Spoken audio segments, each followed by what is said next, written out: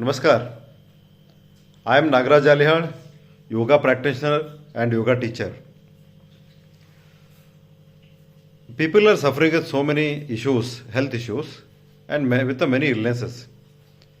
Irrespective of the age, then what is the right remedy and what is the right medicine to the people? I always tell food is the best medicine to the person, but to correct our physiology and anatomy, yogasana are the only best. From the age of 13 to till any age,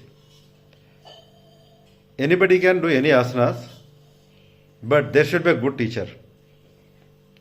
Especially in my yoga center, we completely teach on the basis of B.K. Iyengar yoga methods. We have so many props, and there are n number of people. There are about 80 plus people in my yoga class.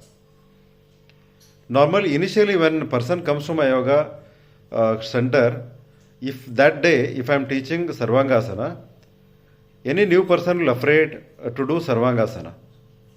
The same way, if you give chair and the bolster, and initially help him to get into the asana, after 4 or 5 minutes, definitely he has to be happy and he will be happy.